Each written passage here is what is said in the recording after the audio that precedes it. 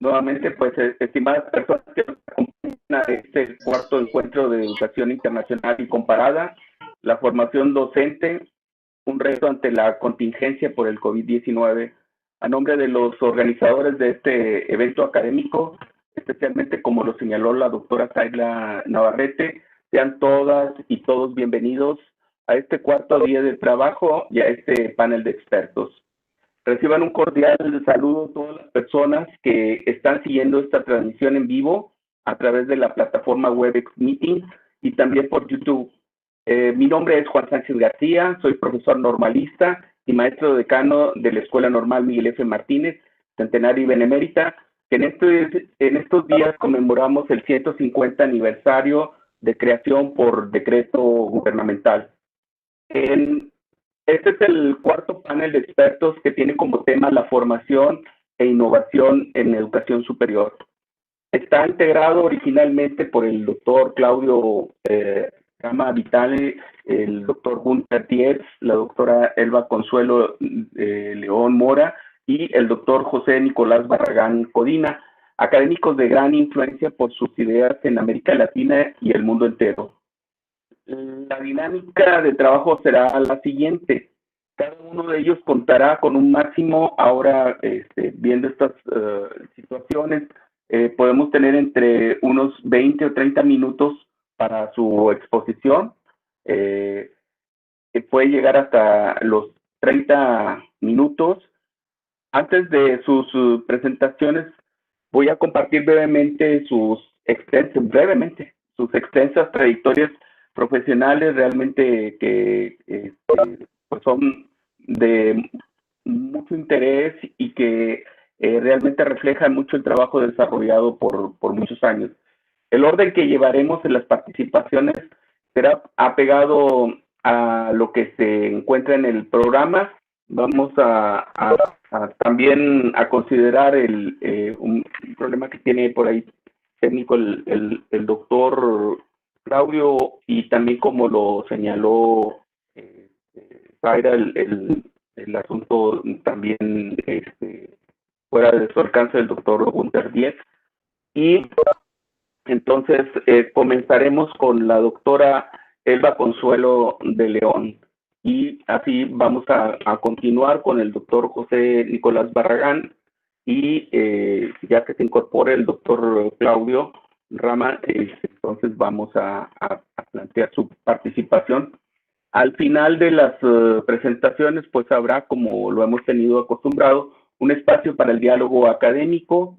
Ustedes pueden utilizar el chat y los colegas que se encuentran en la plataforma Webex, bueno, pues que se están incorporando, pues por favor de ir escribiendo sus preguntas, sus comentarios en el chat.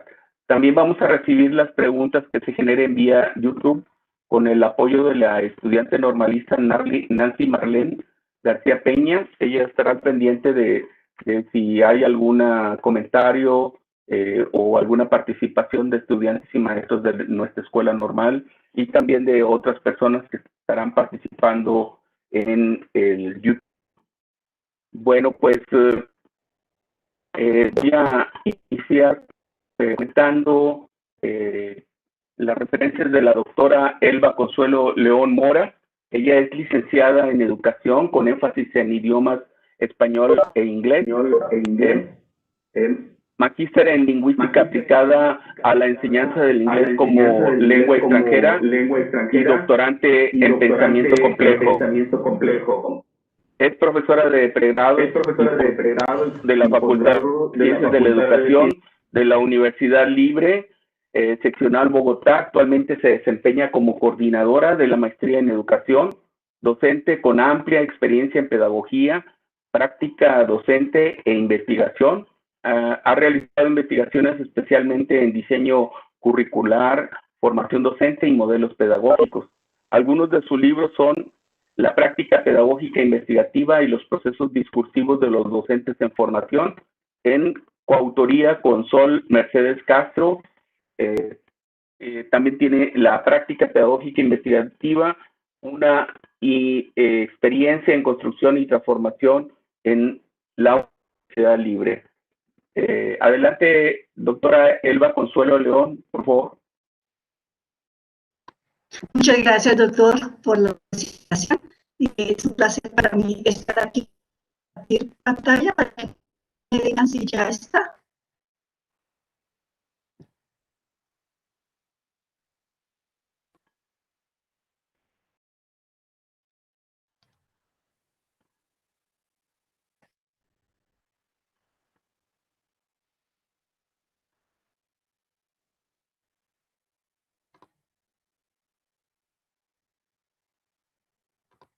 No sé si ya pueden ver mi pantalla. No, no se puede ver. Hola. Doctor. No, no se puede ver. Aún no. Permítame usted.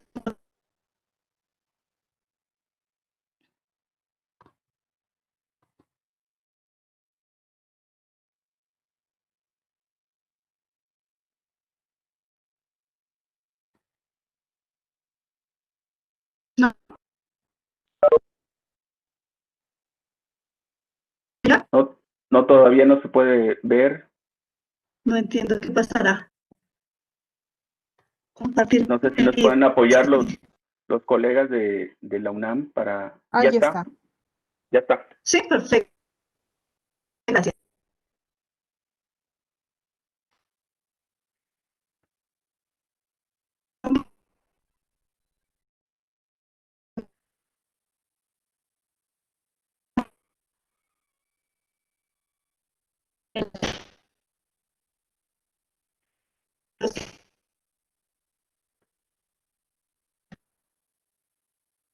Una experiencia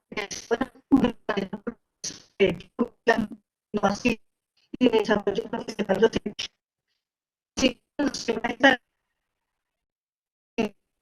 charla noche del profesor el lanzamiento de poesía, no me acuerdo muy bien, pero sí, quedó muy marcada el, de mi comprensión.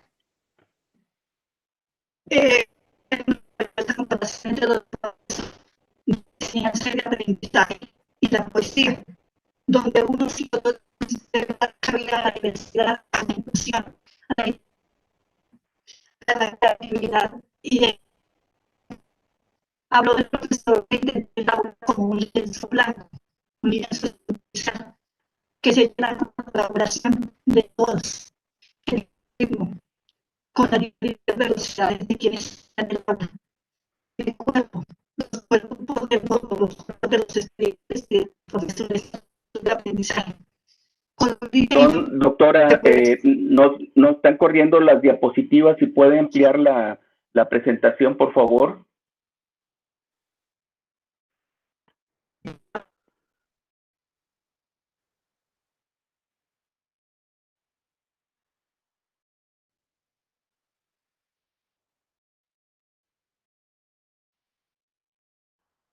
Ahí está. Muchas gracias. De que la poesía y el acceso a la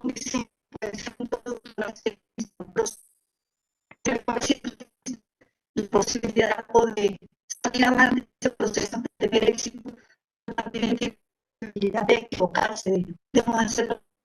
Y es maravilloso porque tiene que ver mucho con la incertidumbre que estamos viendo en el mundo actual. La situación de la pandemia que cometió la salida sale a esta este congreso. En un pasado, la calidad de las instituciones que cuentan,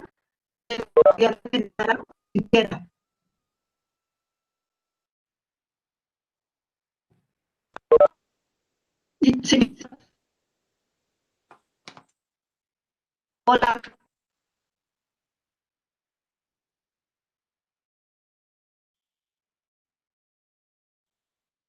¿Escuchamos?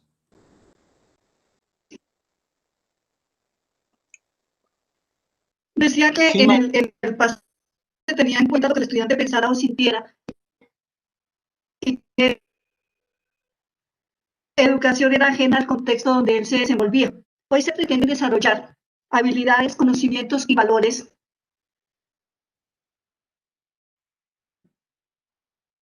que permitan a los alumnos una mejor interacción con ellos mismos, con los demás.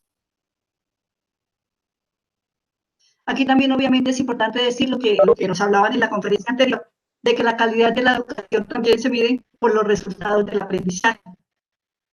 De la misma manera que el pasado, como se ve en el cuadro de la izquierda, el saber se recibía. En el presente hay que ejecutarlo quien va a utilizarlo. Antes la educación era básicamente temática. En el presente debe basarse especialmente en proyectos, en construcción de experiencias que ayuden a los estudiantes a pensar allá de los límites de las disciplinas temáticas. A tener en cuenta la cultura propia, la identidad de cada región, de cada país. Para saber jerárquico, el futuro debe ser colaborativo y reconocer que tanto los profesores como los estudiantes son co-creadores del conocimiento. En este año, las inmensas transformaciones que van de la mano de los cambios que va a pasar hoy, así como la realidad virtual, en donde vivimos en donde la forma de comunicación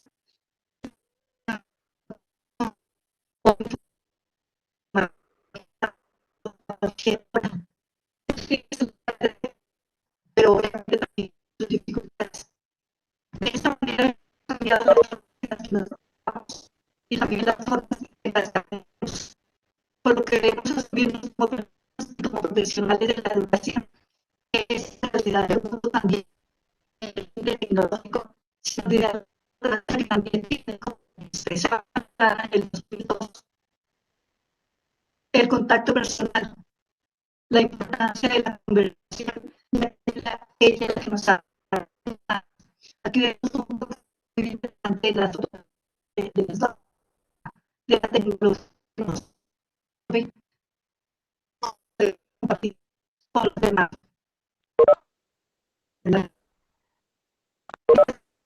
La toma porque se me permite encontrarme con el otro. El conocimiento es el cuento. Hablar de la formación es hablar de aquí al a socio, quien hablaba sobre el hombre pensante, el hombre que combina la razón y el amor, el cuerpo y el corazón.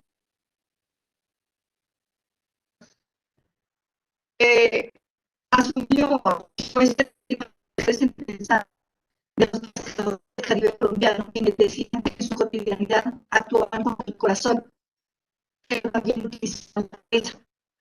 También afirmó Alforda que cambiar el mundo es necesario comprenderlo. La acumulación de los saberes de otras culturas, de otros continentes, no puede negar, pero puede ligarse de manera horizontal y respetuosa con lo que hemos aprendido y descubierto en nuestro contexto propio. De esta manera, se potencia el fomento de valores compartidos, generadores de solidaridad,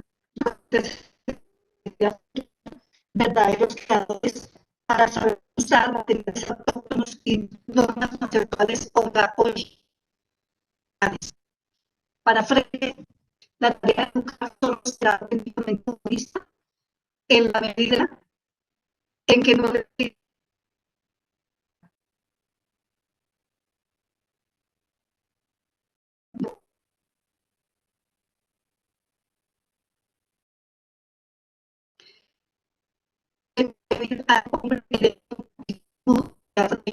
como sujeto y no solamente como objeto.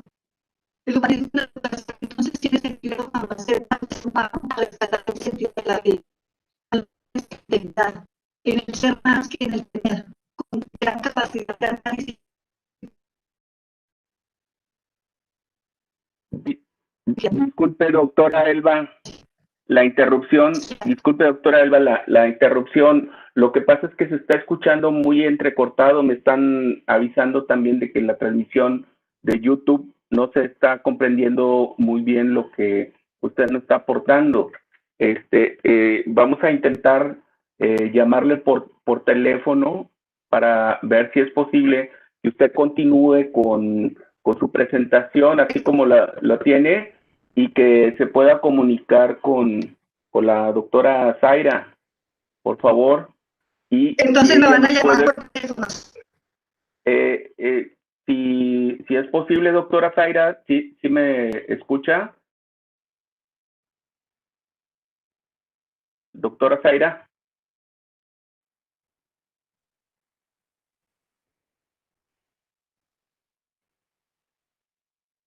¿Será la conexión de internet desde acá?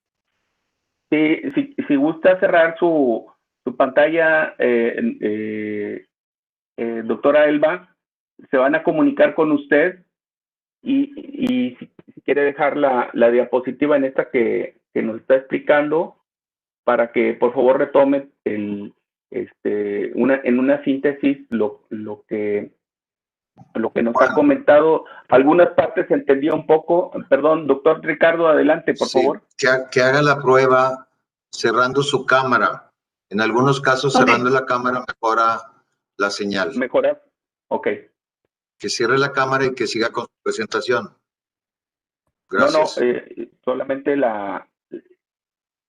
el video de usted, doctora. La Ya presentación la puede dejar ahí. Ya vio. A ver. Si nos pueden apoyar los compañeros de gestoría técnica.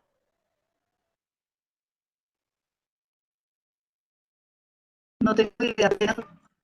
En la parte de arriba hay un menú anaranjado y ahí tiene la opción de detener su cámara. Ok, gracias. Video. Listo, quedó. Vamos a ver entonces si funciona mejor. Doctor. ¿Sí se escucha mejor, parece ser?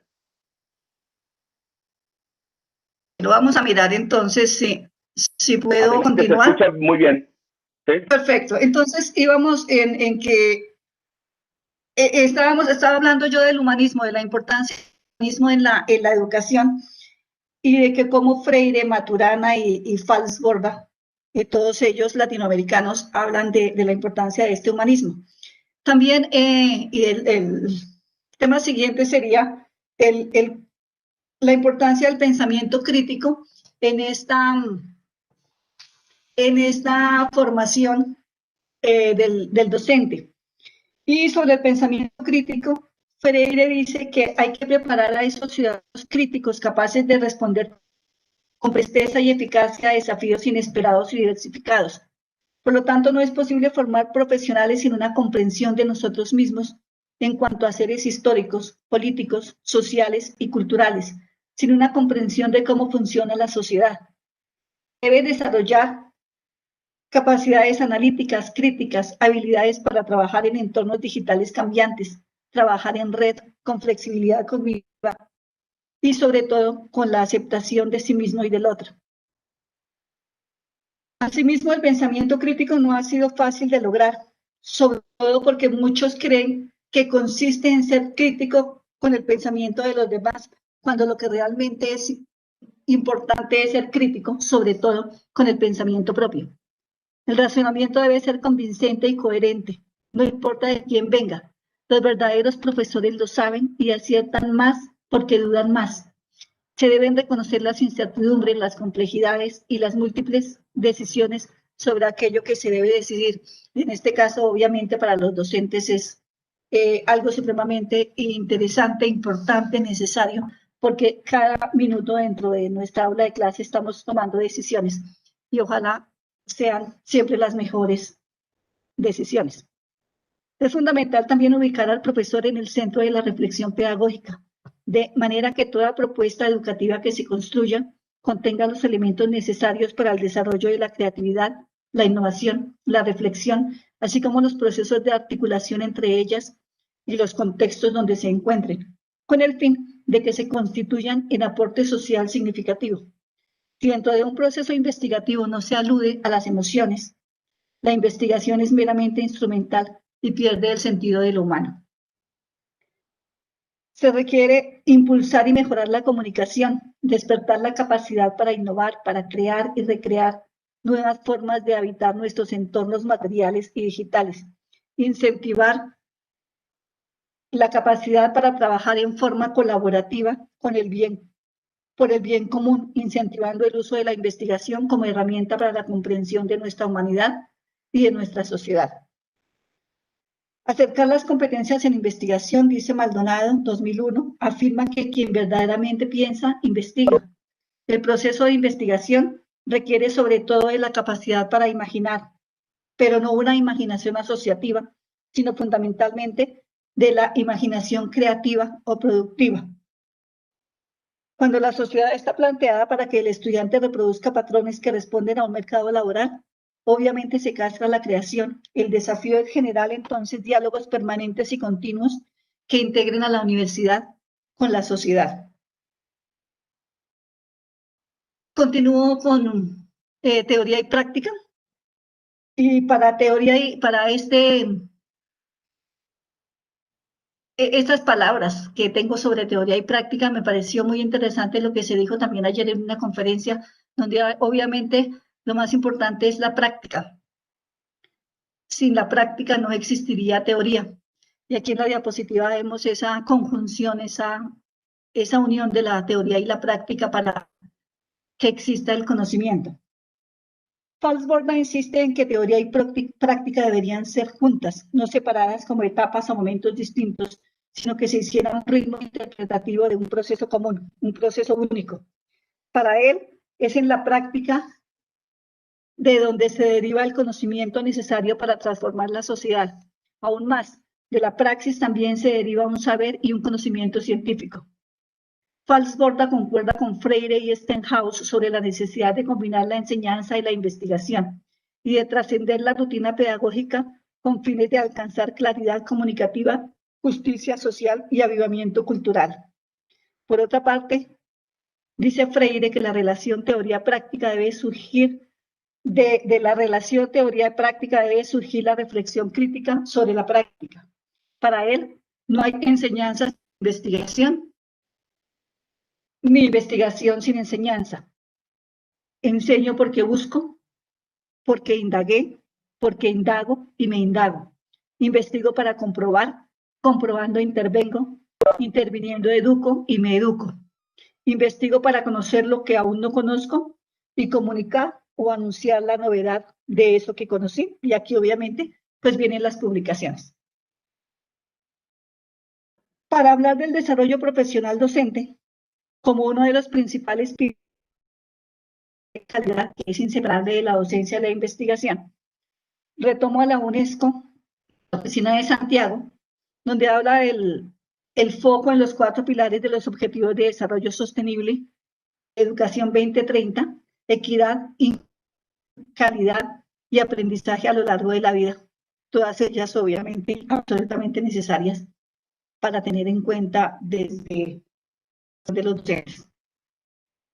Para contribuir al cumplimiento de estos 4 pilares es importante reflexionar sobre las competencias que han de tener los profesionales de la educación para responder a las necesidades y requerimientos que la formación de los ciudadanos del siglo XXI requieren, en especial en tiempos de incertidumbre como el que estamos viviendo. En este punto, retomo a Ibernoz, quien llama la atención sobre la relevancia que tiene la formación continua y el desarrollo profesional del docente, pero también la del contexto donde ese docente realiza su labor, así como la importancia del desarrollo de sus compañeros, porque un solo docente no puede hacer mucho. En cambio, un grupo de docentes tiene mucha más fuerza, puede movilizar más actividades, más procesos. Entonces se reafirma la importancia del trabajo colaborativo, de la colegiabilidad en el trabajo del profesor, ya que según palabras de Ibernoz, la unidad de cambio es la escuela, no el profesor. Para él, la formación debe ser situada, es decir, debe darse desde adentro y el eje de dicha formación es la práctica, la cual nos lleva a la investigación en el aula. Los cambios acelerados en el conocimiento nos hacen identificar el requerimiento de profesionales de la educación competentes que den respuesta a los problemas de una realidad compleja y dinámica como la que nos hemos visto expuestos en los últimos tiempos. Por tanto, se necesita de profesores que adopten una actitud reflexiva y crítica con respecto a la realidad educativa y que posean aptitud para investigar esa realidad y transformarla creativamente. Para cumplir el objetivo fundamental de formar para la vida, la educación contemporánea debe mantener un elevado nivel de actualización con respecto a los avances científicos y tecnológicos. Muchos docentes se están formando en la marcha y desde su propia iniciativa, enfrentados a circunstancias actuales inesperadas y extremas. En este caso, el vernos aquí en Colombia, por lo menos en el mes de marzo, abocados no a volver a aulas, sino en nuestras clases presenciales, pero con un apoyo en la virtualidad, fue un momento de shock para muchos de nosotros que por un lado no manejamos muy bien las tecnologías y por otro no estamos acostumbrados a otro tipo de enseñanza, sino la que hay personal dentro de las aulas. En ese sentido, Freire afirma que no hay educador del educando, no hay educando del educador, sino educador educando con educando educador. De este modo, el educador ya no es solo el que educa, sino aquel que, en tanto que educa, es educado a través del diálogo con el educando, quien al ser educado también educa. Obviamente esto tiene que ver con la educación biológica, que fue uno de los planteamientos más importantes de Freire. Así ambos, educador y educando, se transforman en sujetos del proceso en que crecen juntos. A este respecto, Maldonado dice que la educación es un fenómeno esencialmente dinámico que sucede cada vez más en el mundo contemporáneo, en entornos cambiantes y en tiempos caracterizados por turbulencias. Necesitamos entonces repensar la educación, sobre todo la educación universitaria, para superar los efectos cada vez más graves de la hiperespecialización que trabajar con los problemas globales. Los problemas esenciales no son jamás y los problemas globales son cada vez más esenciales. Al mismo tiempo, es imposible pensar los problemas al margen del contexto a que pertenecen, un contexto global, planetario. Complejidad educativa es complejidad cognitiva, política y ciudadana. No podemos quedarnos en la estimación de la educación como un dispositivo supuestamente neutral. La OCDE coincide con lo planteado por estos autores en cuanto a la necesidad de desarrollar actitudes que le permitan a los estudiantes contextualizar y globalizar, así como desarrollar capacidades para plantear y resolver problemas. Eso se puede lograr desde la universidad cuando ella contribuye de manera decisiva a una formación profesional y ciudadana pertinentes. Ortiz, la complejidad de la educación como fenómeno sociocultural exige la participación de múltiples ciencias y disciplinas para su estudio amplio y profundo, y así poder comprender sus diversas aristas, contextos y dimensiones. De esta manera, la filosofía, la didáctica, la psicología, la pedagogía, la antropología, la sociología y otras ciencias se convierten en disciplinas educativas que no solo estudian su propio objeto.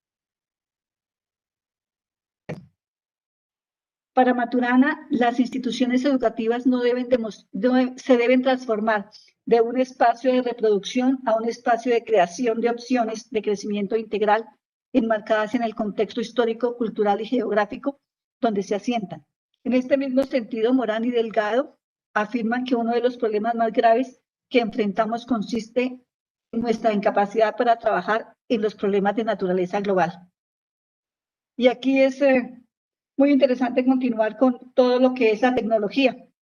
La era digital ha generado grandes cambios en todos los niveles de nuestra existencia y la educación es la excepción.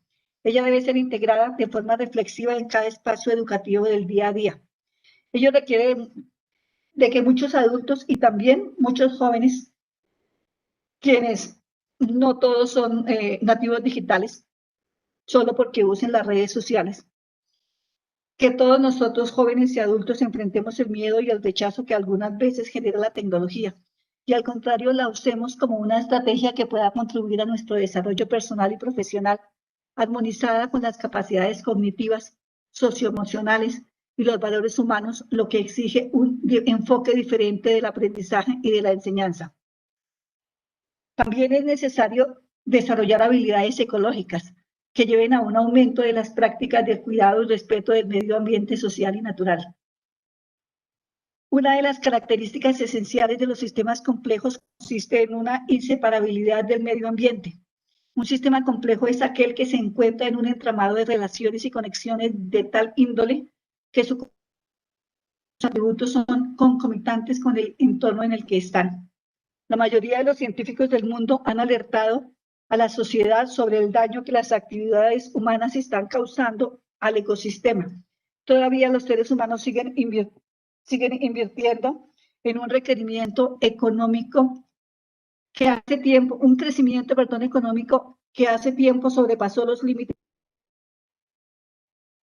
La necesidad de cambiar la prioridad que la protección de la naturaleza tiene en el vivir humano, para lo cual la educación es clave y tiene que estar a la vanguardia de la innovación y construcción de nuevos valores en la sociedad si se quiere construir un nuevo concepto de desarrollo humano que no se base prioritariamente en el crecimiento económico, riqueza y acumulación, y sí en la construcción de una comunidad planetaria.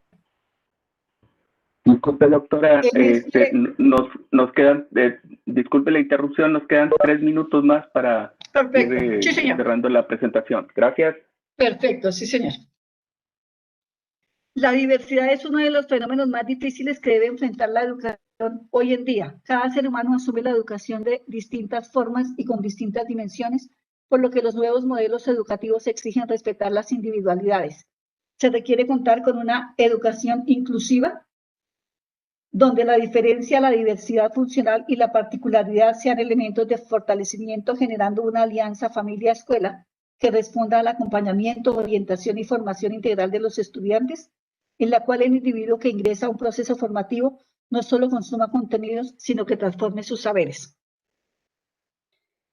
El último aspecto que quiero tocar es la incertidumbre en el campo de la educación, la cual puede definirse como confrontación, como duda, controversia, desafío, que requiere de nuevas fundamentaciones que le permitan al estudiante dar respuesta a las nuevas realidades del siglo XXI.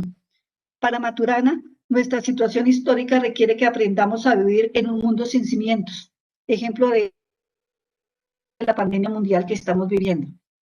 El aprendizaje fundamental que nos falta y del cual la educación debería ocuparse es el aprendizaje para manejar las incertidumbres.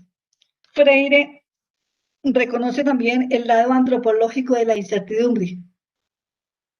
Dice que no se eliminará la incertidumbre, pero se colocará en el camino para manejarla mediante un aprendizaje permanente. Maldonado y Morán están de acuerdo en concebir la complejidad como una actividad humana caracterizada por un elevado grado de indeterminación e incertidumbre, ya que nadie tiene la verdad absoluta. Todos tenemos interpretaciones de dicha realidad. La universidad debe propender porque se propicie un diálogo de saberes en donde desde diferentes disciplinas se estudien los problemas que aquejan a la sociedad y de una manera colectiva y transdisciplinaria se propongan y ejecuten soluciones para dichos problemas. La universidad en este contexto se concibe como una organización integradora que ofrece una educación en la que se respete la identidad y la autonomía del sujeto y, como dicen Morán y Delgado, que haga posible aprender a vivir en nuestro tiempo. También se debe preparar para lo incierto, lo improbable, lo que se aleja del equilibrio, que es en realidad cómo funcionan las cosas, pues los procesos de enseñanza y de aprendizaje deben incluir las condiciones de incertidumbre que exigen en todos los sistemas, los fenómenos y los comportamientos sociales. Hoy aparecen necesidades educativas nuevas a partir de los nuevos adelantos tecnológicos y de las comunicaciones. Tenemos niños y jóvenes metidos en la tecnología, en las redes sociales, con una información más audiovisual de lo que era antes, pero hubo también una transformación de los modos de percepción, de comunicación, de interrelación, y eso hace que hoy hablar de indisciplinas, de transdisciplinas sea una necesidad perentoria, porque se requiere formar una persona que sea transdisciplinaria, no solo que pueda aprender por sí sola, sino que sea también capaz de aprender en colectivo, que sea capaz de conectar con el colectivo, que sea capaz de construir en conjunto perspectivas del mundo en que se vive, y eso no solo se necesita, ya voy a terminar, para ser un buen ingeniero o pedagogo, sino que se necesita para vivir, porque el mundo cambia tan dinámicamente que la persona tiene que estar preparada a aprender de manera constante. Dejo aquí, muchísimas gracias por su atención.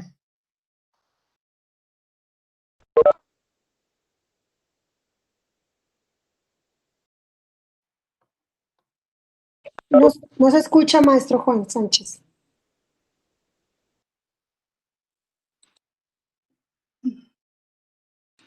Su micrófono.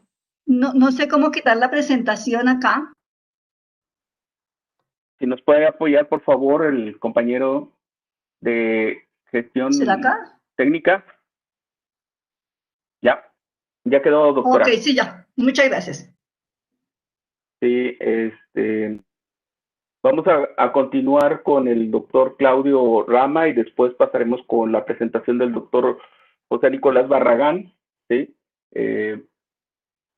El doctor Claudio Rama es investigador, conferencista y consultor en políticas y gestión de la educación superior con atención en América Latina.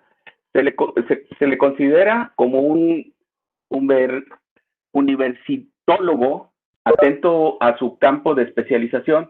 Ha concluido estudios de economista, especialista en marketing, especialista en educación a distancia, máster en gerencia educativa, doctor en educación, doctor en derecho y 4 postdoctorados.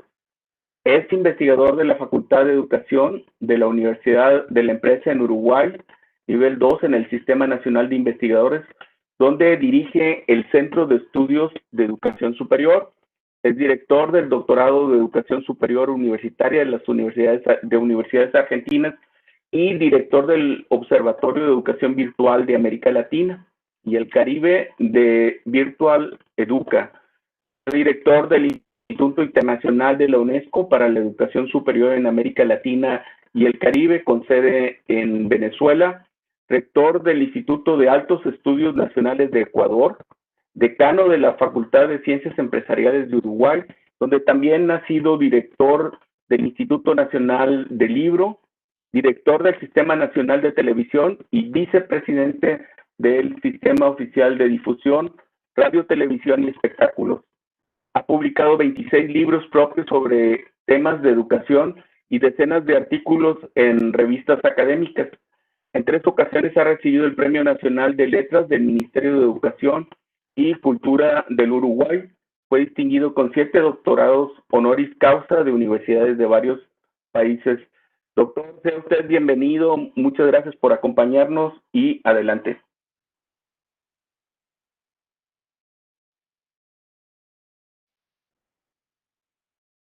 ¿Podría encender su micrófono, por favor? Gracias.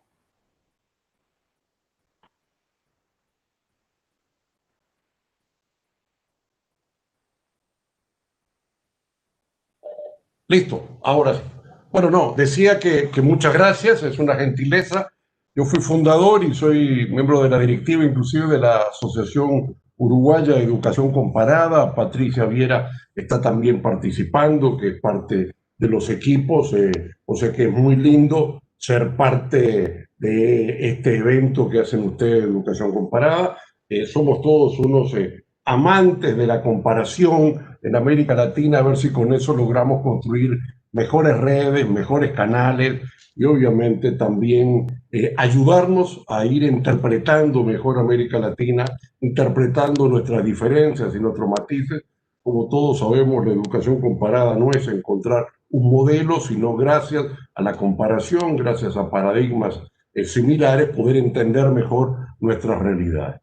Bueno, me han pedido de hacer una visión un poco sobre el escenario de la formación y de la innovación en educación superior, y es obvio que eso ha acotado lo que son las nuevas dinámicas de la pandemia.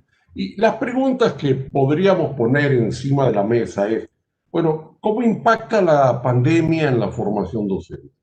¿Y cómo impacta también la irrupción de una nueva educación que yo llamo educación híbrida en la formación docente? Y por lo tanto quiero concentrarme en identificar los escenarios que yo visualizo, que eran las tendencias dominantes de la formación docente, cómo la pandemia impactó en algunas de estas tendencias, cómo también la pandemia nos generó un escenario diferenciado de mercado de trabajo, dinámicas universitarias y también tecnologías. Quiero mostrar cómo la pandemia creó una nueva dinámica educativa y bueno, cómo eso se está impactando o está marcando o está impulsando algunos escenarios en la formación docente. Primero, decíamos la tendencia. La tendencia de la formación docente en América Latina es obviamente muy diversa y variable. Tenemos países en los cuales la formación docente está todavía en un nivel terciario, países donde hay universidades pedagógicas que lo han consolidado, países donde el peso del sector privado es importante, países donde hay una diferenciación de modelos. De alguna forma tenemos un continente como siempre diverso y complejo, pero también encontramos en el continente algunas tendencias muy marcadas. Yo quisiera ver algunas de las tendencias marcadas para ver dónde estamos antes de que llegara la disrupción de la pandemia, para ver si estas son tendencias que se aceleraron o no, si son tendencias que se pararon, si son tendencias que sufrieron algunos cambios. Bueno, nosotros tenemos en formación docente una enorme dinámica que es la feminización de la matrícula. Más allá de que hay una feminización importante y en muchos países ya la casi totalidad de los campos profesionales están con matrícula femenina, en el escenario de la formación docente esto es creciente e importante. O sea que la tendencia a la formación docente en términos de una feminización, eso es un elemento estructural.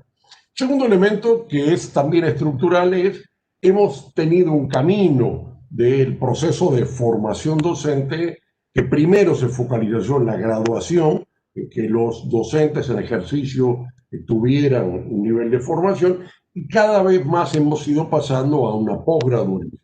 La tendencia a la posgradualización de la formación docente es estructural, variando en algunos países especialización, maestría, doctorado o incluso formaciones de postdoctorado. Pero también tenemos un escenario también de otra tendencia que es que avanza lentamente, aunque todavía minoritaria, el peso de la formación virtual, el peso de la formación a distancia, el peso de la formación no presencial en materia de la dinámica de la formación docente. Esta es una de las tendencias que vamos a ver claramente incentivitada. También tenemos 4 elementos que es una tendencia de la formación docente de pasar de la dominancia de estudiantes nacionales, instituciones nacionales, a un creciente peso de la movilidad internacional para la formación docente. Este proceso de internacionalización de los estudios ha sido muy marcado en el escenario de la formación docente universitaria, no así en la formación docente en otros niveles inferiores. Pero podríamos decir que tenemos un relativo camino hacia una internacionalización de la formación docente. Y también tenemos un escenario que, en quinto elemento, nos marca un proceso de que la formación docente, que era dominantemente pública, hoy comienza a tener un componente creciente de participación privada. Bien sea porque la matrícula privada también hoy en la región superó el 52%, como también que efectivamente la presencia de instituciones educativas privadas que en sus ofertas también tienen carreras y ofertas de formación docente, fundamentalmente en el sector de posgrado. Y el último elemento que quiero marcar como alguna de las tendencias previas a la pandemia es el lento avance hacia una formación por competencia. Este es un camino un poco más diferenciado y obviamente depende del tipo de competencia que se estructura, pero podríamos decir que estamos pasando de algunos modelos tradicionales de perfil de la formación hacia una formación con nuevas competencias del siglo XXI y crecientemente lo que se visualiza es la posibilidad de concebir nuevas competencias y especialmente las competencias digitales, las competencias colaborativas en red, aquellas competencias que se asocian a lo que llamamos la sociedad digital.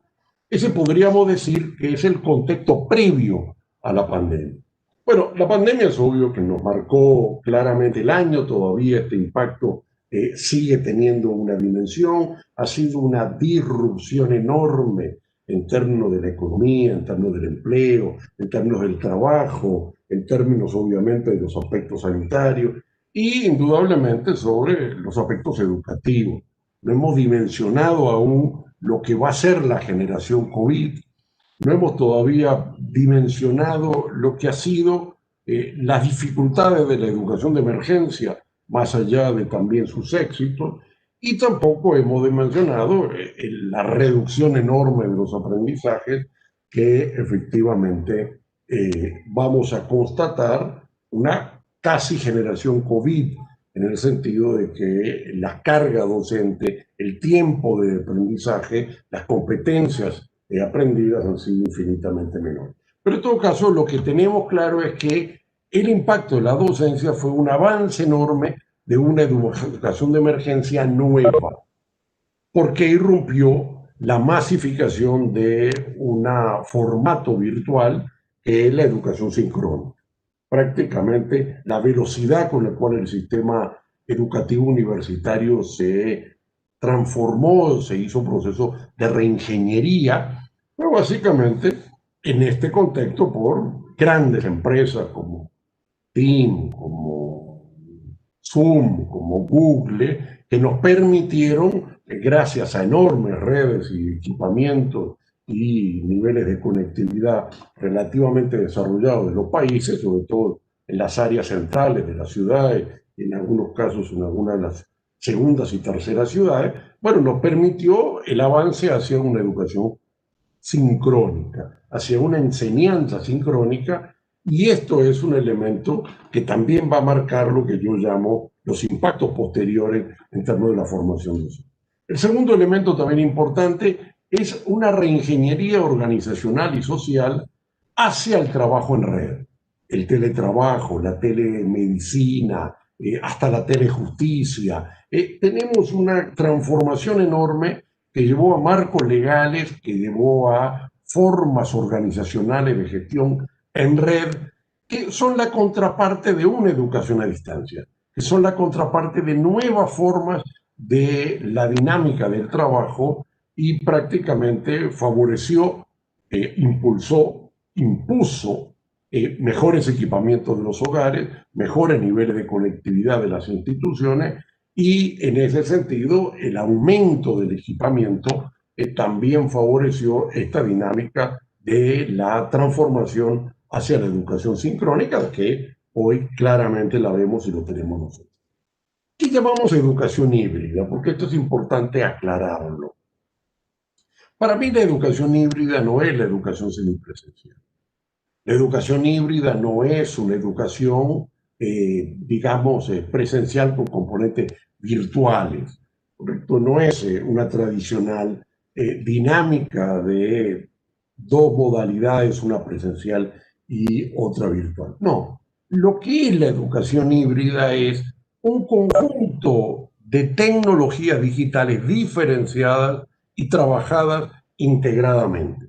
Tecnologías sincrónicas, como es un laboratorio, como es esta videoconferencia, tecnologías asincrónicas, como es una plataforma de LMS, Learning Management System, sea Canva, sea Blackboard, sea Moodle, y también con participación tutorial docente, o también plataformas estilo Box, como Miriada, Coursera, edX, que no tienen participación de docentes, sino que el trabajo educativo está más empaquetado. Entonces, lo que yo visualizo es un crecimiento de la educación esta híbrida, que le llamo, porque antes la educación virtual era educación limitada porque solo tenía el trabajo en plataforma y la posibilidad de las actividades sincrónicas eran muy escasas y reducidas. Bueno, con este avance de la educación sincrónica que nos dio Zoom y nos dio después fuertemente también los paquetes de Google Class y el paquete también de Team y otras empresas más, hemos pasado a una educación virtual que la caracterizo híbrida porque tiene el componente sincrónico y el componente asincrónico. Yo considero que la educación estructuralmente su tendencia es la diferenciación. Es una tendencia estructural que está dada por la diferenciación de los campos disciplinarios, está dada por la diferenciación de las modalidades pedagógicas y es el mecanismo por el cual las sociedades y las instituciones han logrado aumentar más matrícula y han logrado cubrir nichos de demanda social. La diferenciación es una tendencia estructural de los sistemas educativos de hace siglos. Y en la medida que hay innovaciones, el sistema se diferencia. La educación dual es una diferenciación, la educación a distancia es una diferenciación, las bibliotecas y el trabajo separado del aula ya es una diferenciación entre sincronía, enseñanza y autoaprendizaje asincrónico. Tenemos un escenario de tendencia a la diferenciación. Lo que hizo la pandemia fue aceleró la tendencia a la diferenciación de los sistemas educativos y básicamente la tendencia a la diferenciación de los componentes tecnológicos. Y los componentes tecnológicos marcan mucho de las opciones y de las dinámicas pedagógicas en materia de educación. Esta educación híbrida es una educación más flexible, porque es una educación digital, es una educación que permite tener niveles de flexibilidad presencial, sincrónico, obviamente, no presencial, asincrónico, en términos de diferencias de tiempos y de lugares, que permiten necesariamente muchísimas más posibilidades de acceso a la educación. Hoy está claro, la polémica y el debate sobre el avance de la educación a distancia tiene que ver con los beneficios que puede dar en términos de flexibilidad, en términos de accesibilidad para amplios sectores sociales. Bueno, lo que tenemos ahora es un avance de la educación híbrida, que es una educación más flexible y que además completa un conjunto de cosas. Eso no quita que vamos a tener una educación híbrida con componentes presenciales, porque muchas veces la interacción social de los estudiantes, de los docentes, también el seguimiento, también la posibilidad de algún nivel de actividades prácticas que la educación virtual pueda estar más limitada, todavía la educación presencial es fundamental. Y al salir de la pandemia vamos a empezar a discutir qué porcentaje hay de la educación presencial y qué porcentaje del paquete híbrido que agrega MOOCs, que agrega plataforma LMS, que agrega sincronía, que agrega laboratorios informales. Bueno, en este escenario de discusión, de alguna forma, de estas características de una educación híbrida que se nos ha construido, primero se ha construido la educación sincrónica exclusivamente, pero rápidamente la dinámica está colocando la plataforma, la utilización de cursos de apoyo, de un sistema tutorial mucho más fuerte para los recursos de aprendizaje. Aquí lo que podemos decir es que la pandemia aceleró algunas de las tendencias de la educación en red. El aprendizaje en plataformas avanza crecientemente. El consumo que hemos tenido de MOOCs en este año es realmente enorme. Hemos avanzado también en el aceleramiento de las clases sincrónicas en red.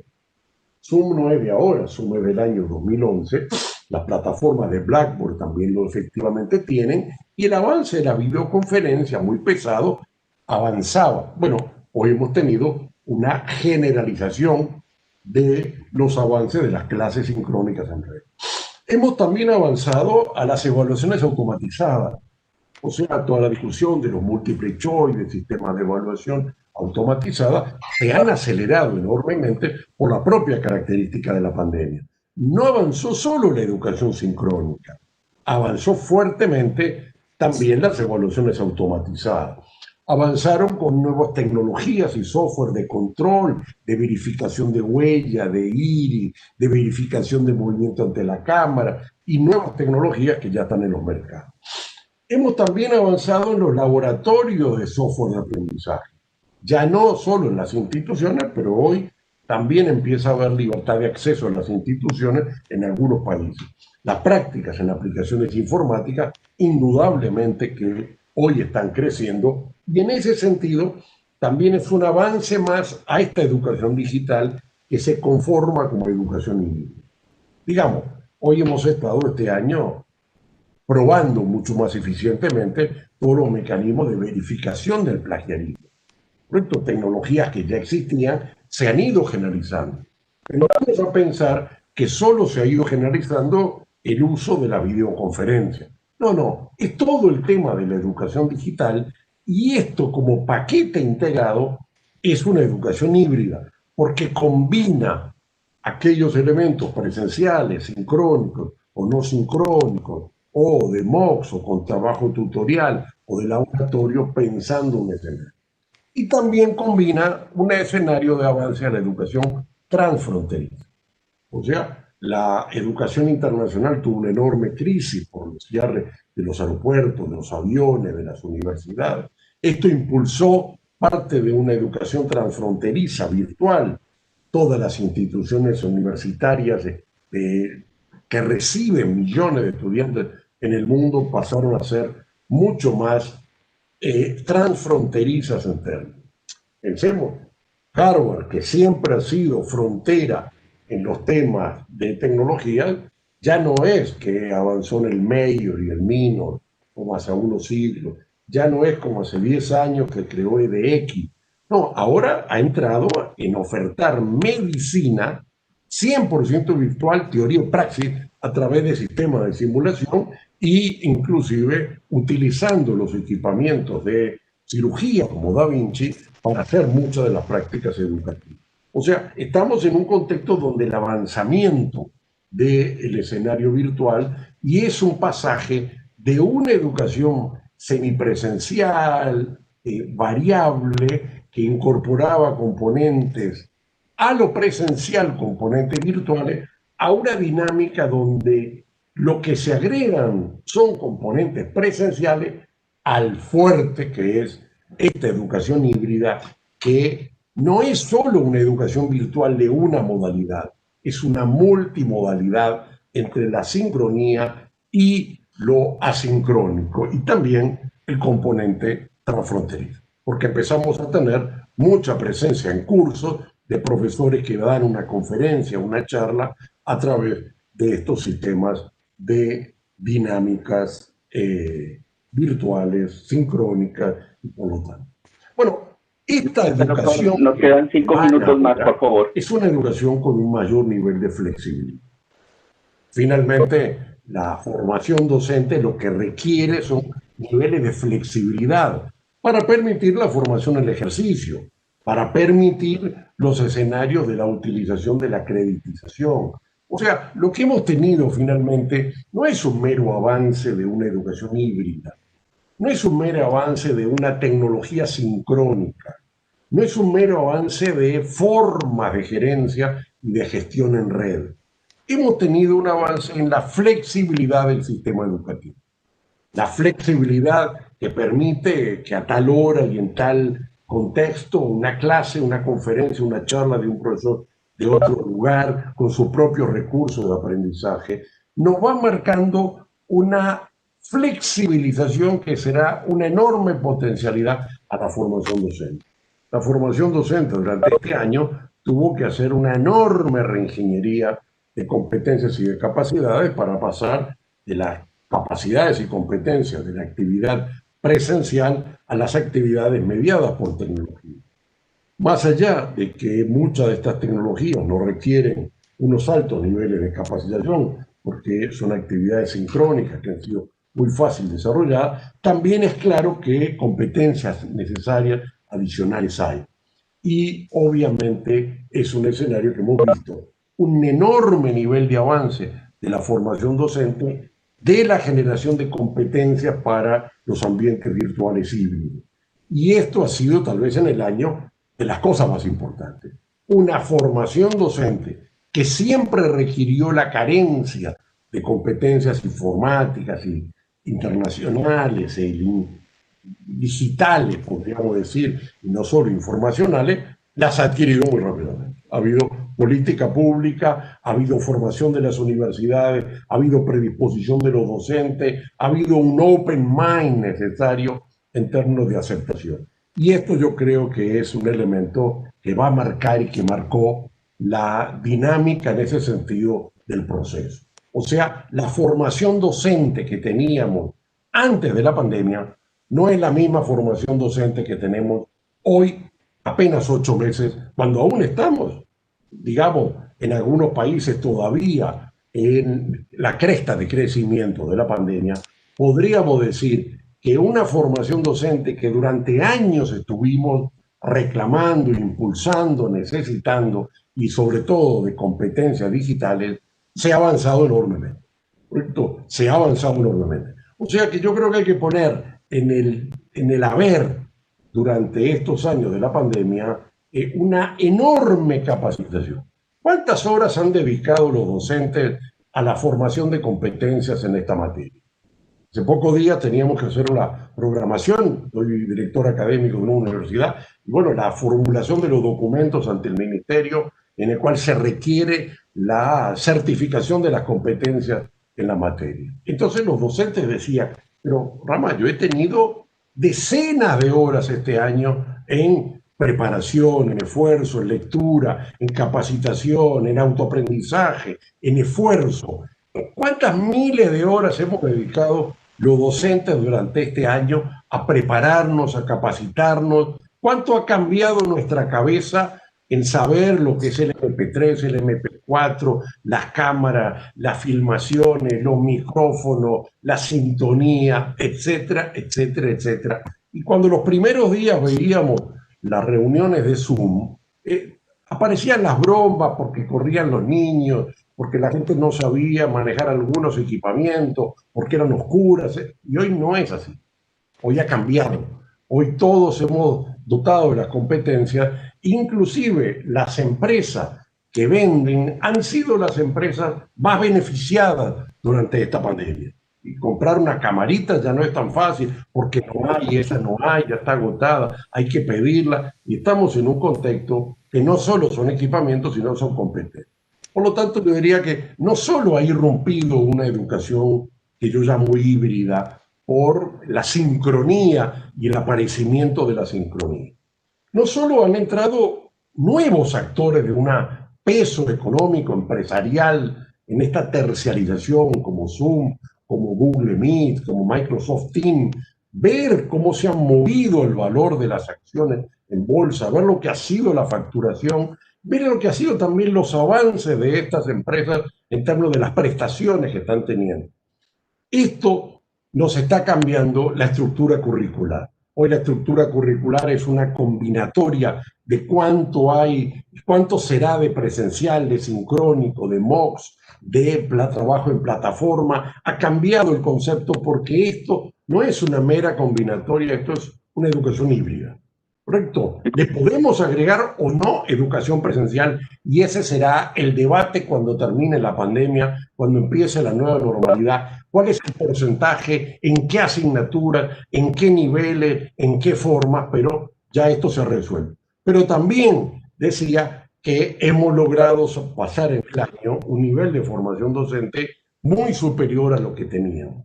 De alguna forma, disculpe, doctor, no es disculpe la interrupción, doctor. Que tenemos, ya terminando, sino la formación docente que ya tuvimos durante este año y que prácticamente nos ha cambiado la cabeza a muchos de los docentes y también a las instituciones.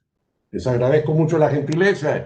Si hay alguna pregunta y alguna consulta, será un enorme gusto y es un enorme placer. La tristeza de no estar en México, que siempre es muy querida, y la UNAM, en el cual agradezco. Tuve un visiting professor 3 meses en la UNAM, en la CUAET, en el año 2012, 2011, discutiendo y trabajando en educación a distancia, educación virtual. Y bueno, 8 años después nos encontramos ya en otro contexto, la CUAET más potente y todos con nuevas competencias en la materia. Muchas gracias a todos.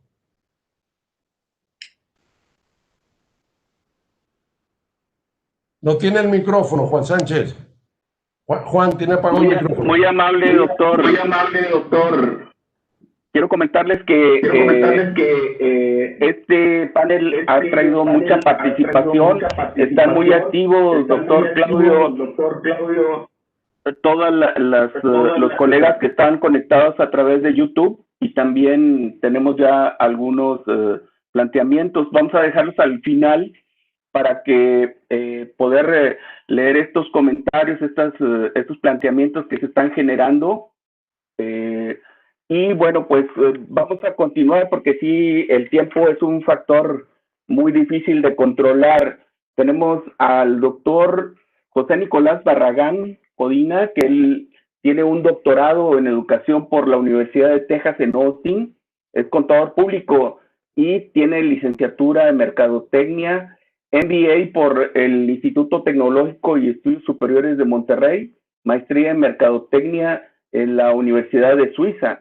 Él es profesor investigador en el posgrado de la Facultad de Contaduría Pública y Administración de la Universidad Autónoma de Nuevo León. Logró su perfil PRODEP desde 2001 a la fecha.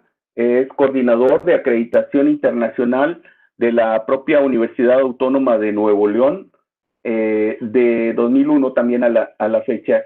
Es miembro del comité editorial de revistas y journal, revista de investigaciones de negocios de FACTIA, también de la Universidad Autónoma de Nuevo León, Diana Journal of Good Conscience University, Los Ángeles, California, en cátedras internacionales en Estados Unidos, China, Nueva Zelanda, Japón, Alemania, Inglaterra, entre otros. Y cuenta con publicaciones en journals. Para publicaciones completas se puede consultar en el Google académico con su nombre, José Nicolás Barragán Codina, y también tiene libros, entre ellos se destaca Administración de Pequeñas y Medianas Empresas, Retos y Problemas ante la Nueva Economía Global, en coautoría con el doctor José Pagán de la Universidad de Texas, Panamericana, en Edinburgh, Texas. Pues adelante, doctor José Nicolás Barragán, es un gusto que se encuentre con nosotros. Muchas gracias a todos y muchas gracias también, muy honrado por la invitación y compartir este panel con tan distinguidos colegas. Y pues sí, al hablar, no sé si también me pueden apoyar con la presentación que tengo, por favor. Al hablar del tema central del Congreso, que es la educación internacional comparada, pues lo primero que se me vino a mente es de que una de las herramientas precisamente para desarrollar eso son las acreditaciones internacionales. Entonces, lo que voy a hablar yo precisamente es, bueno, eso no es así es la mía, sí, perdón. Eso sería lo que yo quiero hablar. Primero, de las acreditaciones internacionales como una herramienta para la educación internacional comparada. Y segundo, pues lo que es la naturaleza del beneficio precisamente de la educación internacional comparada para los alumnos principalmente. Entonces, bueno, no sé si puedan poner mi presentación.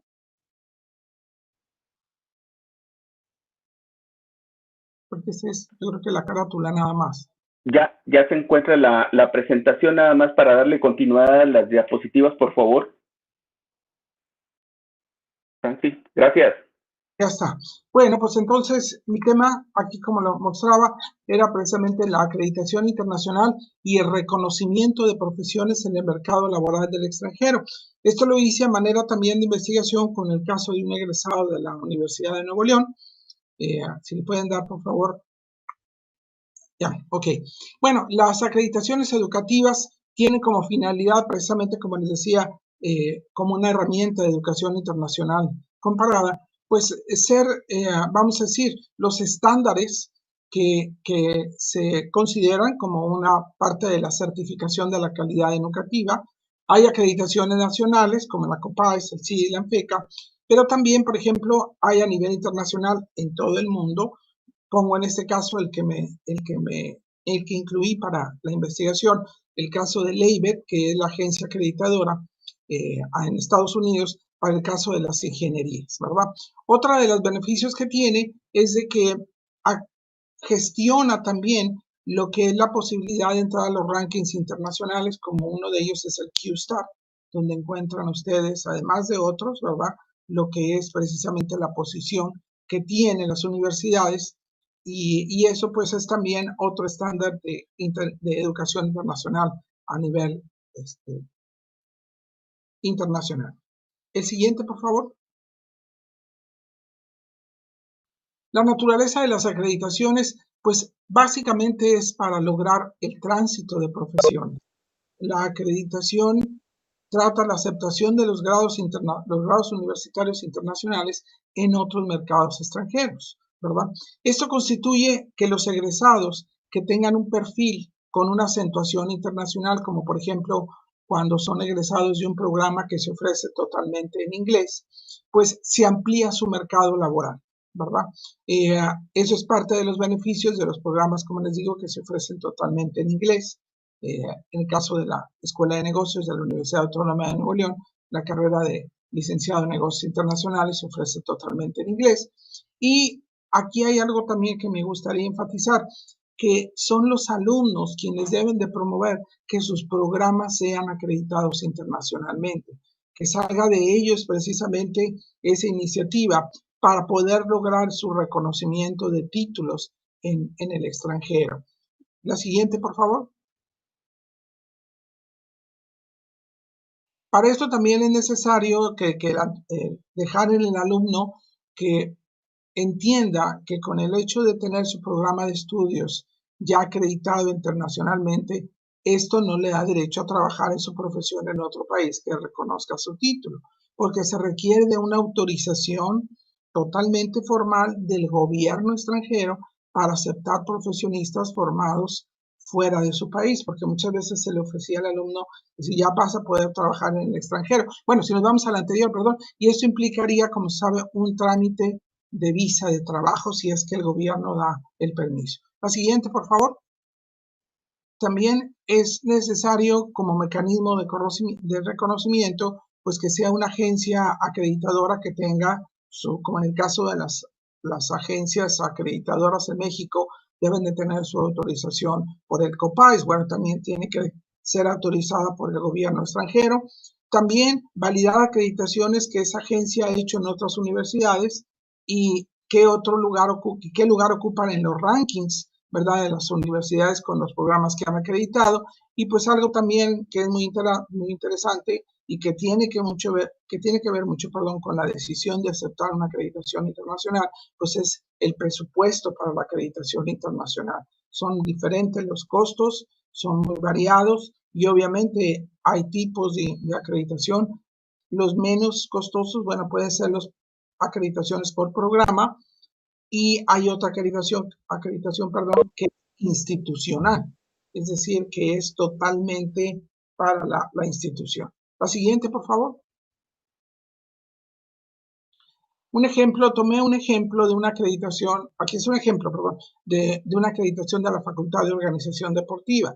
En la etapa de inicio se busca una agencia de acreditación que brinde precisamente una certificación internacional de títulos. La siguiente, por favor. Esta es la agencia, se llama International Sport Professional Association. La ventaja que tiene esta agencia acreditadora es de que los programas que están acreditados por ellos en escuelas de México, como sucedió con la Facultad de Organización Deportiva en la universidad, se les extiende una identificación, una manera de credencial, donde certifica que ese programa ha sido acreditado internacionalmente y que si hubiera la oportunidad, como sucede mucho, porque muchas universidades buscan precisamente, hacen el scout, que le llaman ellos, para buscar jugadores o también entrenadores o coach para muchos de los deportes. La siguiente, por favor. Esa fue la investigación que yo hice, precisamente, si pueden ver ustedes en la parte, esta es la revista de innovación de negocios, ¿verdad?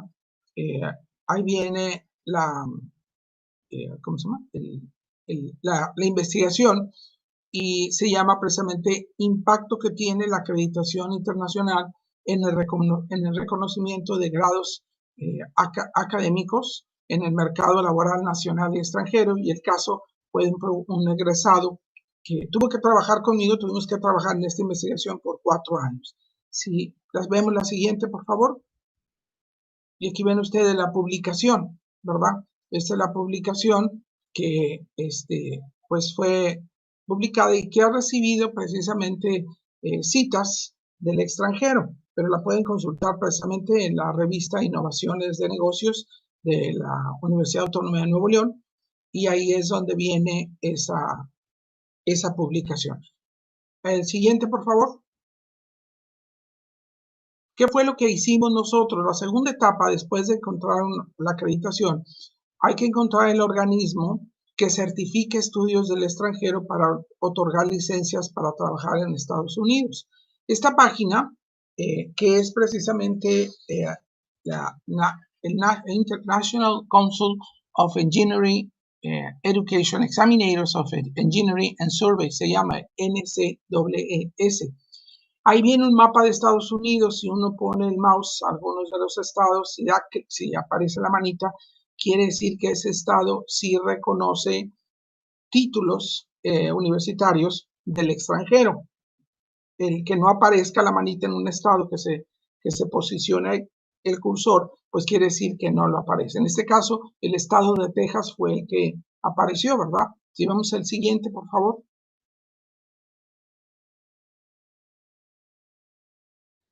Aquí hay una instrucción que dan precisamente sobre la licenciatura en ingeniería, y pues es una explicación que da precisamente este consejo de examinadores, ¿verdad? Sobre cómo participar. Adelante, por favor, otra. Y aquí tal vez se ve muy, pero muy, muy pequeño, donde dice educación. Ahí viene, le puse una flechita.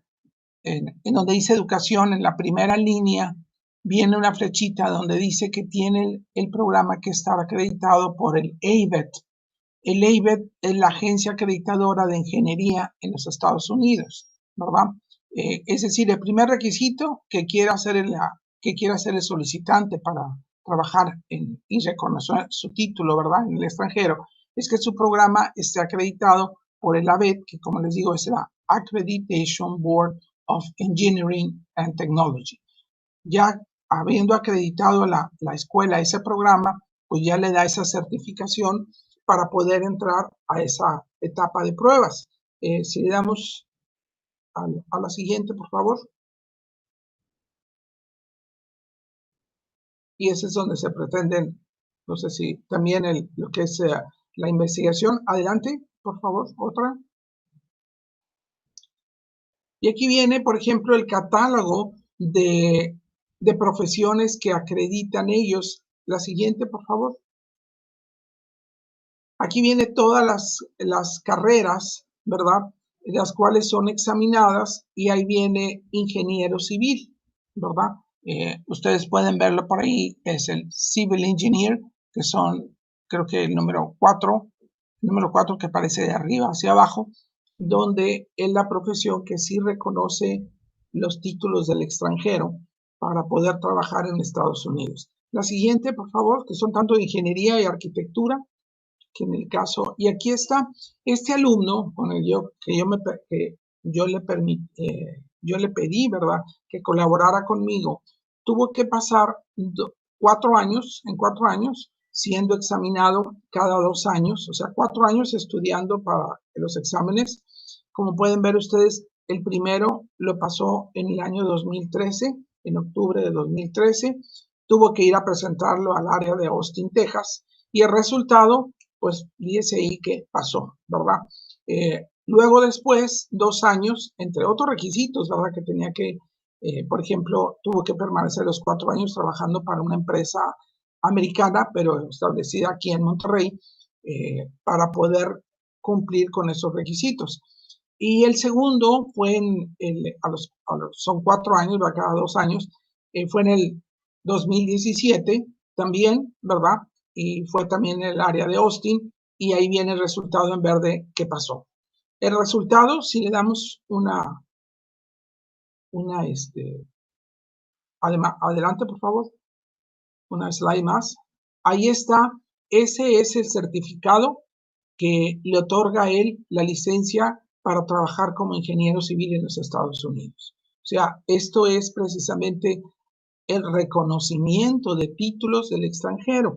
Entonces, a esto es lo que yo le llamo una educación internacional comparada.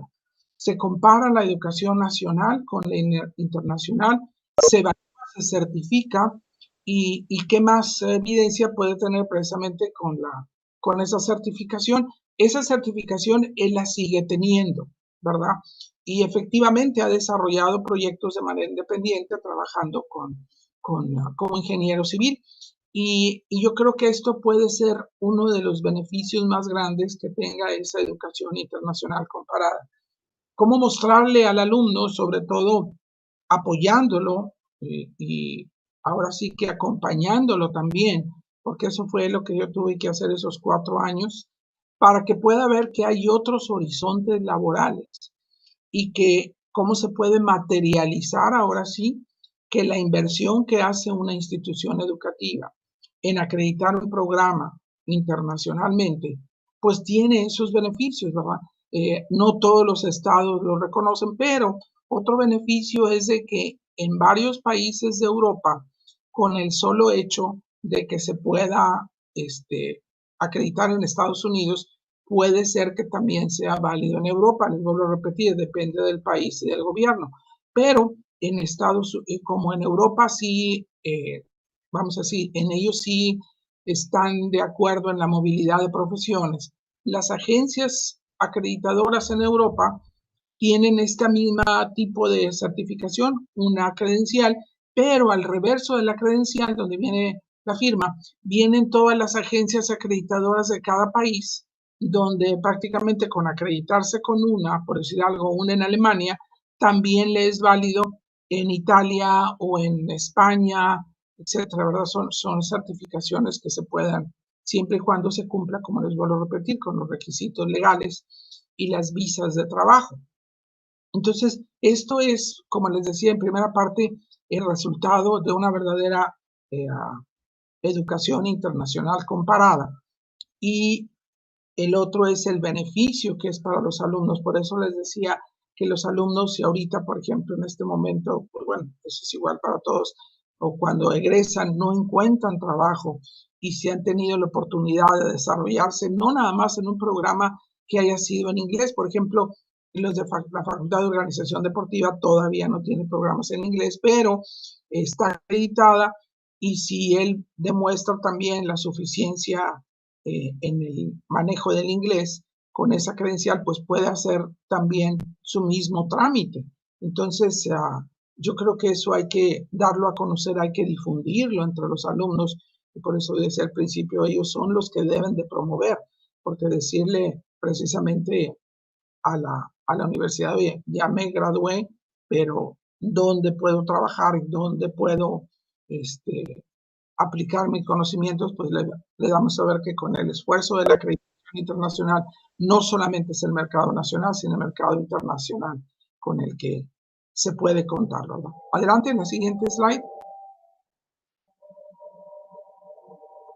Y lo cual, como reflexiones finales, pues es recomendable que sea el alumno, como les decía, quien promueva la acreditación internacional de sus programas educativos, ayudar a las instituciones de educación superior para saber qué países otorgan reconocimiento de títulos egresados en el extranjero y que pues obviamente se difunda esta información correctamente a los alumnos, porque en muchos casos me decían, es que esto no se hizo para que consiguieran trabajo, no, se hizo precisamente para hacer una comparación a nivel internacional de los estándares educativos que tiene una institución nacional con respecto a una del extranjero, pero tiene ese beneficio que es de ampliar precisamente el mercado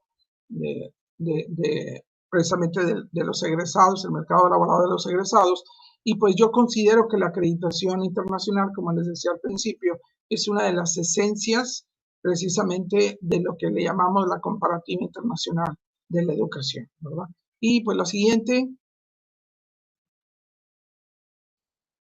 darles a todos las gracias por esta invitación. La quise hacer corta precisamente para o que mis colegas tengan el tiempo suficiente. Y pues muchas gracias por la invitación. Cualquier duda tienen ustedes mis datos y estoy a las órdenes. Muchas gracias a todos los organizadores, excelente organización que tuvieron y hacer uso precisamente de esas tecnologías nos permite, yo he llegado a la conclusión que estamos en una pandemia tratando de trabajar, ¿verdad? Que eso es lo que hemos hecho bueno, se me olvidó comentar nada más otra cosa muy importante que yo me gustaría compartir con ustedes. Otra de las herramientas, además de las acreditaciones internacionales, no me tardo mucho en lo que voy a decir, otra de las herramientas con las que se puede hacer una educación internacional comparativa es contar con un consejo consultivo externo o internacional, ¿verdad? Un consejo consultivo internacional. Yo tengo 5 años coordinando en FACPI el Consejo Consultivo Internacional. Tenemos un profesor de China, dos profesores de España, un profesor de Brasil, están 2 profesores de Canadá, 2 profesores de Estados Unidos y 3 profesores de Perú. Entonces, ellos desde hace 5 años, en la primera reunión que empezaron a dar retroalimentación precisamente para llegar a esa educación comparativa internacional, fue que ellos recomendaban que FACPIA ya debería de tener su programa totalmente en línea. O sea, era una propuesta muy, ahora sí que proactiva para dejarse ver en estos tiempos que es lo que estamos haciendo. Entonces, pues prácticamente apenas se está probando el primer programa totalmente en línea, aprovechando toda esa capacitación que hablaba.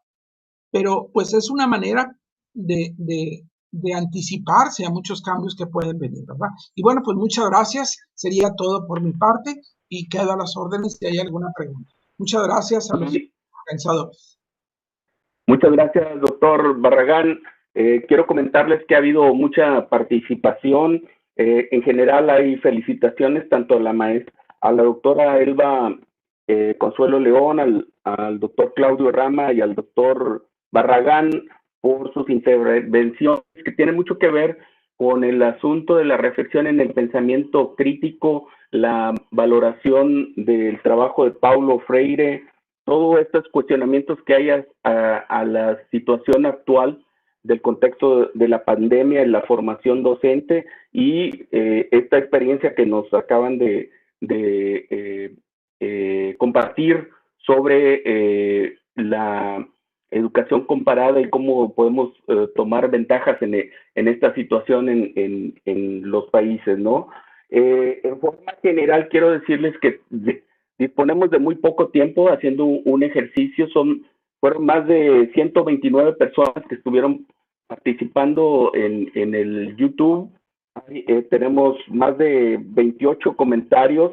Traté de hacer una síntesis muy apretada. Ustedes van a disculpar, pero voy a tocar algunos aspectos que me parece que son fundamentales, de preocupaciones y también de reflexiones, tanto de estudiantes normalistas como de maestros, investigadores, académicos, todos.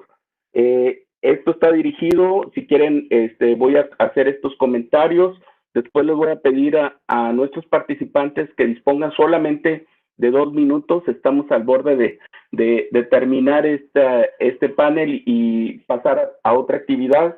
Entonces, los comentarios se centran mucho en mejorar la calidad de los aprendizajes en la situación actual, profundizar más en esta relación teoría y práctica, la adaptación hacia las nuevas modalidades en esta situación de la pandemia, la atención a la diversidad en el aula, en que no se pierda el humanismo. Esto lo planteó una colega docente, y el aprendizaje a lo largo de la vida y la relación de la escuela y el contexto.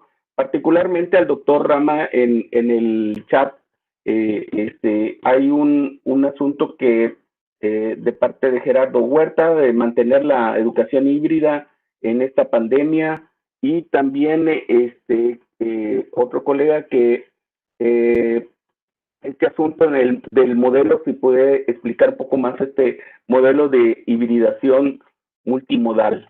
Entonces, pues disponen de dos minutos en una labor súper sintética para que nos puedan compartir sus opiniones. Estoy observando que hay muchas felicitaciones. Sigue por ahí la actividad en el chat. Y vamos a escuchar primero a la doctora Elba Consuelo, después al doctor Claudio Rama y finalmente que nos pueda apoyar con sus opiniones el doctor Barragán. Adelante.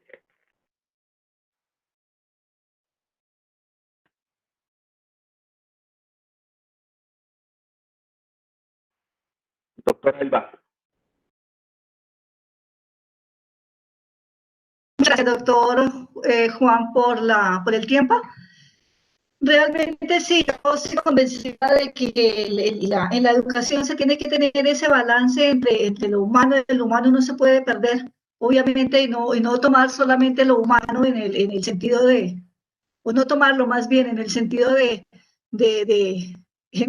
discúlpeme la expresión muy coloquial, pero como de minimizar al estudiante, quitar su responsabilidad como la persona que realmente tiene que construir su conocimiento, sino es al contrario, es verlo como un ser humano igual que todos los demás, con sus necesidades, con sus oportunidades, con sus fortalezas, con sus debilidades, y responsabilizarlo de su aprendizaje, pero también entenderlo en las situaciones en que de pronto tenemos algunas situaciones que no le permitan en un momento dado de pronto cumplir con lo necesario dentro del proceso, escucharle qué es lo que de pronto le pueda suceder, porque hay situaciones en las que uno no entiende al ser humano, sino uno lo que quiere son productos y son resultados, y realmente el proceso debe ser distinto, debe ser un proceso juicioso, responsable, respetuoso, pero también un proceso que llegue al alma de la otra persona y que precisamente lo enamore de seguir estudiando, de seguir aprendiendo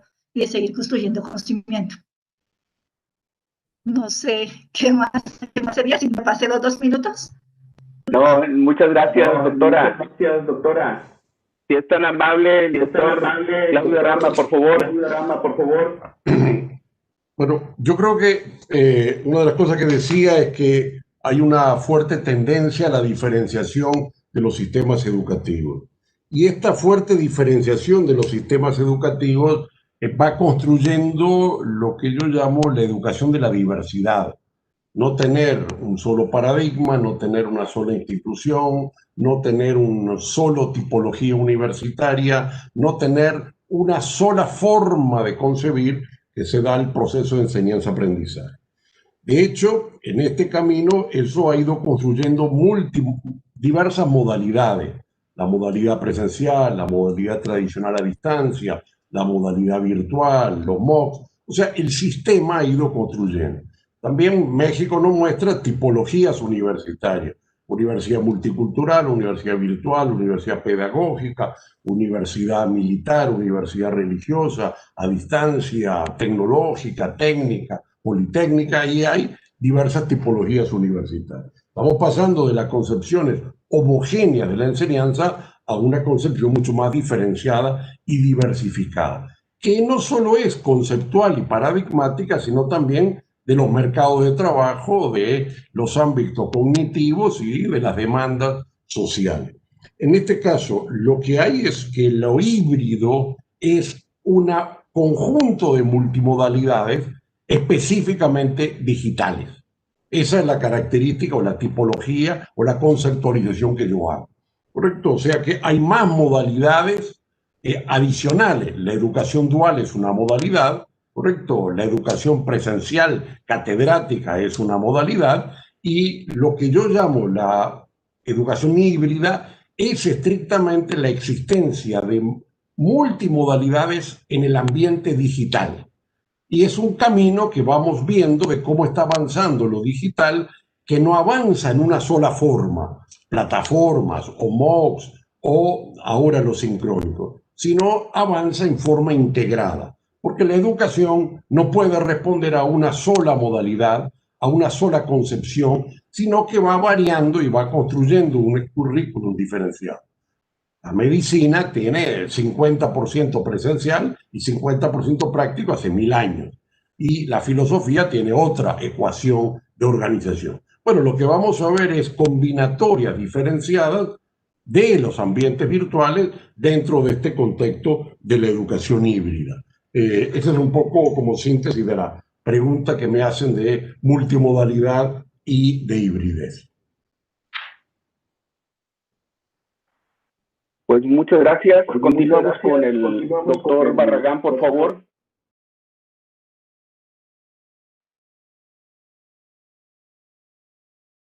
¿No se escucha, doctor? Perdón, ya.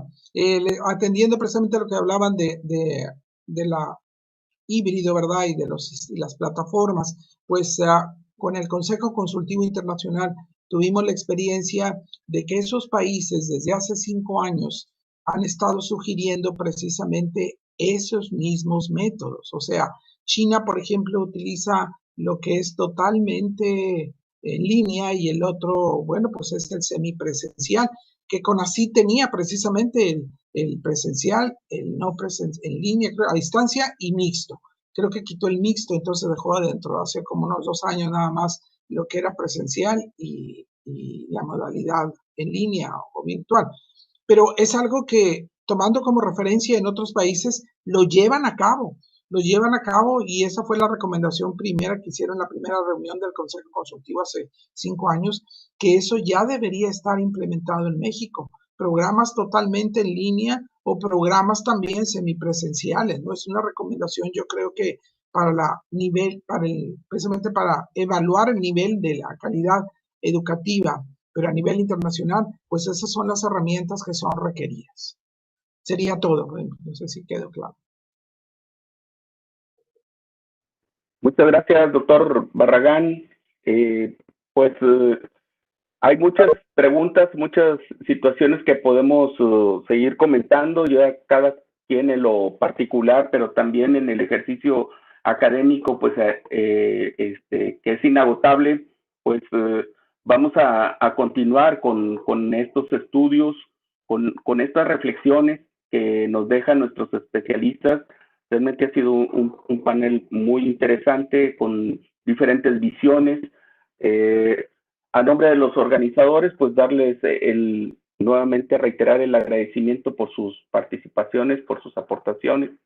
Y me gustaría que la doctora Zaira Navarrete nos pueda apoyar en el cierre de esta sesión y si hay alguna instrucción para que para las siguientes sesiones compartidas. Adelante, doctora. Muchas gracias, doctor Juan Sánchez, por esta magnífica moderación. Muchas gracias a nuestros expertos, a nuestros panelistas, doctora León, doctor Barragán, doctor Claudio Rama. Ha sido realmente un gusto escucharlos, conocer diferentes puntos de vista.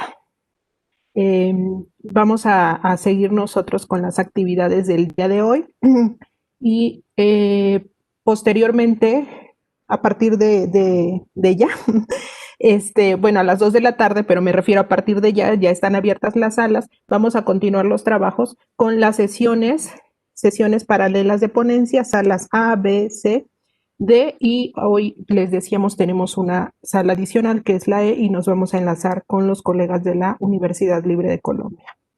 Bien, entonces, doctores, a nombre de la Sociedad Mexicana de Educación Comparada, de la Facultad de Filosofía y Letras de la Universidad Nacional Autónoma de México y de la Escuela Normal Miguel F. Martínez, le damos un reconocimiento por su presentación. Aplausos para ustedes, aplausos. Muchas gracias y en breve tendrán su certificado en el correo. Buena tarde, hasta pronto. Buenas tardes y muchas gracias a todos. Gracias, doctor. Muchas gracias a todos.